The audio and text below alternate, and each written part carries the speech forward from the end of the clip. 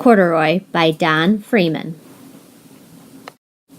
Corduroy is a bear who once lived in the toy department of a big store.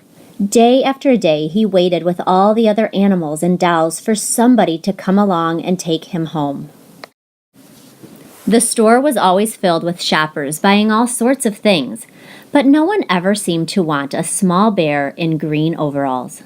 Then one morning, a little girl stopped and looked straight into Corduroy's bright eyes. "Oh, Mommy," she said. "Look, there's the very bear I've always wanted." "Not today, dear," her mother sighed. "I've spent too much already. Besides, he doesn't look new. He's lost the button to one of his shoulder straps." Corduroy watched them sadly as they walked away. "I didn't know I lost a button," he said to himself. "Tonight I'll go and see if I can find it."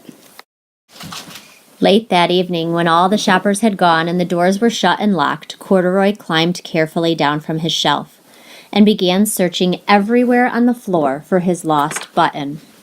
Suddenly, he felt the floor moving under him. Quite by accident, he had stepped onto an escalator, and up he went. "Could this be a mountain?" he wondered. "I think I've always wanted to climb a mountain." He stepped off the escalator as it reached the next floor, and there, before his eyes, was a most amazing sight. Tables and chairs and lamps and sofas and rows of beds. "This must be a palace," Corduroy gasped. "I guess I always wanted to live in a palace."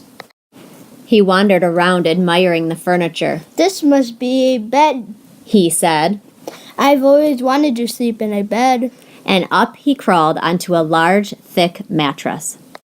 All at once he saw something small and round. "Why, there's my button!" he cried, and he tried to pick it up, but like all the other buttons on the mattress, it was tied down tight. He yanked and pulled with both paws until pop! Off came the button, and off the mattress Corduroy toppled, bang, into a tall floor lamp. Over it fell with a crash. Corduroy didn't know it, but there was someone else awake in the store. The night watchman was going his rounds on the floor above. When he heard the crash, he came dashing down the escalator. "Now who in the world did that?" he exclaimed. "Somebody must be hiding around here." He flashed his light under and over sofas and beds until he came to the biggest bed of all. And there he saw two fuzzy brown ears sticking up from under the cover. "Hello?" he said. "How did you get upstairs?"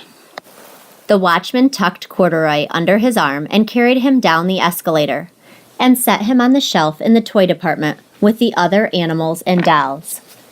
Corduroy was just waking up when the first customers came into the store in the morning, and there, looking at him with a wide, warm smile, was the same little girl he'd seen only the day before. "I'm Lisa," she said. "and you're going to be my very own bear. Last night I counted what I've saved in my piggy bank, and my mother said I could bring you home." "Shall I put 'em in a box for you?" the saleslady asked. No, thank you," Lisa answered, and she carried Corduroy home in her arms. She ran all the way up 4 flights of stairs into her family's apartment and straight to her own room. Corduroy blinked. There was a chair and a chest of drawers, and alongside a girl-sized bed stood a little bed just the right size for him. The room was small, nothing like that enormous palace in the department store. "This must be home," he said. "I know I always wanted a home." Lisa sat down with Corduroy on her lap and began to sew a button on his overalls. "I like you just the way you are," she said. "But you'll be more comfortable with your shoulder straps fastened." "You must be a friend," said Corduroy. "I've always wanted a friend." "Me too," said Lisa, and gave him a big hug.